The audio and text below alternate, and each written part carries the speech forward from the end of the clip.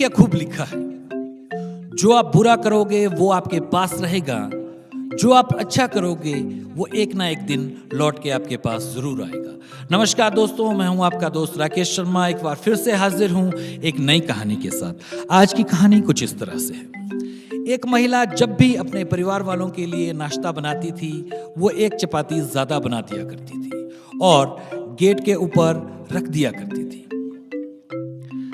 कि जब भी कोई भूखा आए वो उसे ले जा सकता था।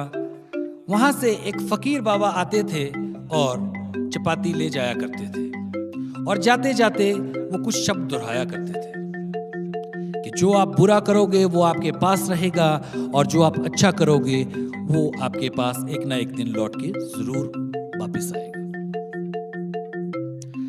ऐसा हर रोज चलता था। महिला चपाती बना के सीढ़ियों के पास रख देती और अपने पति के लिए दुआ करती थी, जो वहां से बाहर काम की तलाश में शहर गए हुए थे। कई महीनों से उनका अता पता नहीं था। वो हमेशा दुआ करती कि वो जल्दी घर वापस आ जाए।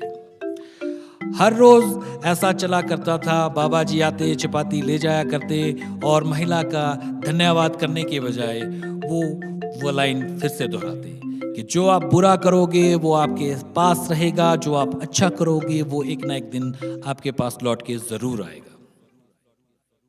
हर रोज ऐसा ही चलता था। महिला एक दिन काफी ज्यादा नाखुश थी और उसे गुस्सा भी आने लगा था। वो सोच रही थी कि इस बाबा ने कभी भी मेरा धन्यवाद नहीं किया, इससे किसी ना किसी तरह से छुटकारा पाना पड़ेगा। महिला ने उसके साथ बुरा करने का सोच लिया था। उसने हर रोज की तरह चपाती बनाई, लेकिन इस बार उसमें उसने जहर डाल दिया था।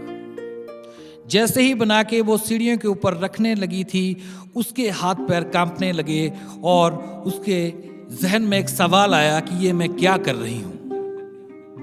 उसने फट से वो चपाती उठाई और आग में जला दी और एक नई चपाती बनाकर सीढ़ियों के ऊपर फिर से रख दी।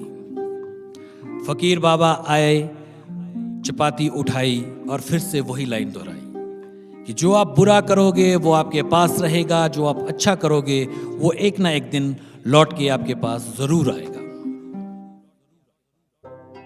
फकीर बाबा को ये मालूम ही नहीं था कि उस औरत के मन में क्या चला हुआ था। फकीर बाबा ने वो रोटी उठाई और अपने रास्ते चल दी।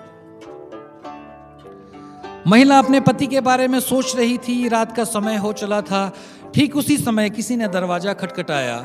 महिला ने जैसे ही दरवाजा खोला, उसने सामने देखा कि उसके पति थे।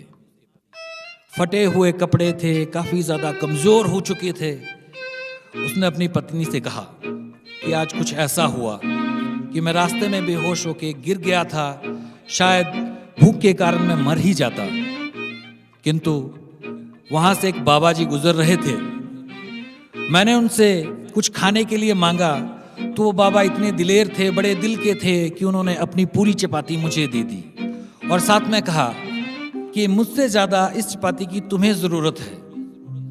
उस चपाती को खा के मैंने अपनी भूख मिटाई और अभी मैं तुम्हारे सामने जिंदा खड़ा हूं। तो महिला ने जैसे ही ये बात सुनी तो उसके जहन में वो